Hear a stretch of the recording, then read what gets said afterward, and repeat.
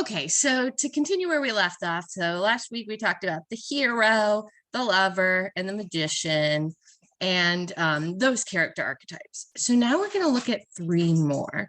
And I'm not going in the order on here, but we're going to look at the rebel, the explorer, and the sage. And once again, you're writing this week, you'll have to include one of those characters in that piece. So first of all, we've got the outlaw, which in that was called the rebel, but the rebel, the outlaw, right? This is the person who's not going to follow the rules. So their strengths are that they have independent thinking. They're not going to just be like, oh, well, this is a rule, I should just accept it. They're usually virtuous, so it's not like they're not following the rules just because they want to break rules. They're not following the rules because they see something wrong with them. And they owe no favors. A lot of times we see the outlaw or the rebel in books, like dystopian or something where the government has taken over, and the government people are always trading favors for passing laws and stuff like that in these kind of societies. So in this case, this person, they're not going to do favors for people. They're going to stick to what they believe. Now, their weaknesses are that they are self-involved and potentially criminal. So a lot of times they really see themselves as the person making the right decisions, and they aren't always that person. And they're potentially criminal. Look at Han Solo. He was, obviously breaking some laws, taking some things that didn't belong to him. Batman. Now you might say, well, wait, Batman doesn't kill people. That's like his main thing. Yeah, but he still like beats a bunch of people up, goes against the rules of the city. And he's still the hero too. Remember, they can be more than one. He's the hero and the outlaw. He doesn't trust the way the city is run because there's a lot of corrupt people running the city. And then I put Disney's Robin Hood here. Robin Hood, steals from the rich to give to the poor. So again, he's criminal. Stealing is bad.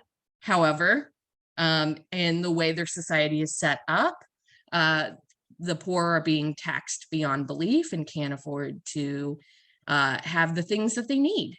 So you got that rebel outlaw guy going on there. The explorer, they're going to push boundaries and explore the unknown. So of course I've got Indiana Jones here, classic explorer. Now the strengths of the explorer are that they're curious, driven, meaning, when they want something, they're going to go after it.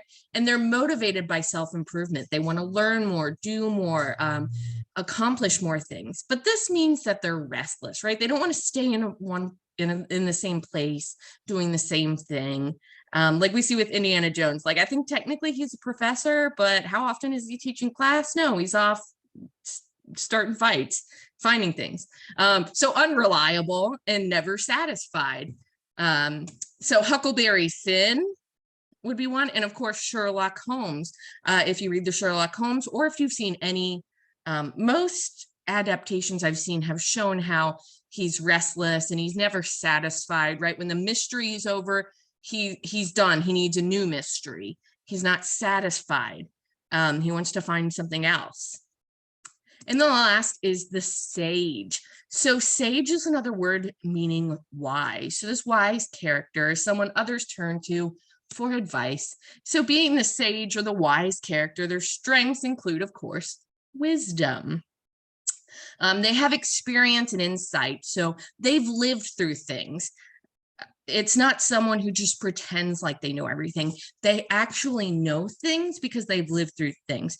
So a lot of times the sage is an older character, although sometimes it might be a character who doesn't age, so they may look young, but they've still experienced a lot. So you can always have a character who maybe has a long life, who's going to have that sage characteristic while still looking young. Their weaknesses are that they're cautious and they're hesitant to join the action.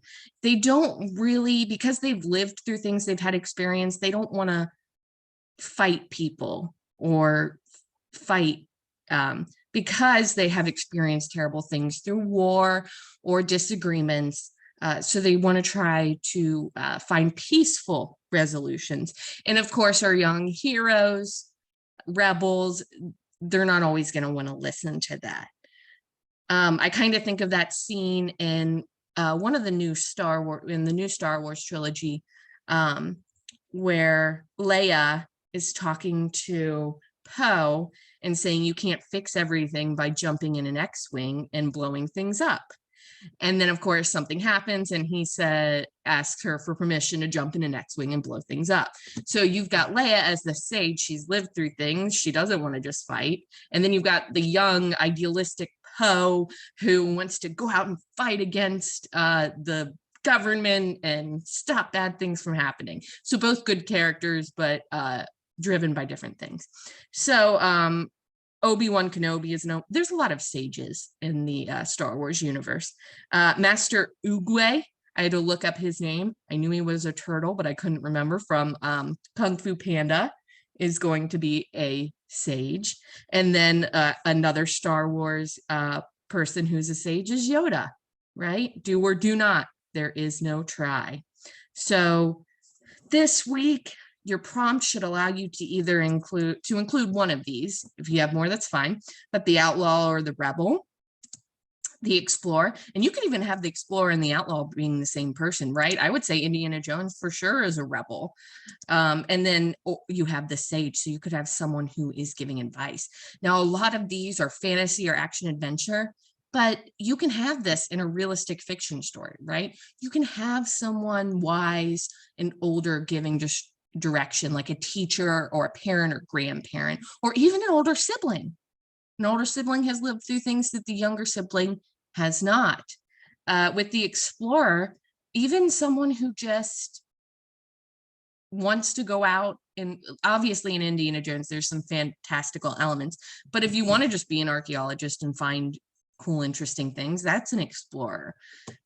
And then the outlaw, you're not going to follow the rules. Think about the book Frindle. I think a lot of you have read it. In the book Frindle, he is rebelling against the rules, and that's a realistic fiction book. And if you haven't read Frindle, it is probably my favorite book by Andrew Clemens, and it is pretty fantastic. So I highly recommend Frindle. All right, I will catch you guys soon.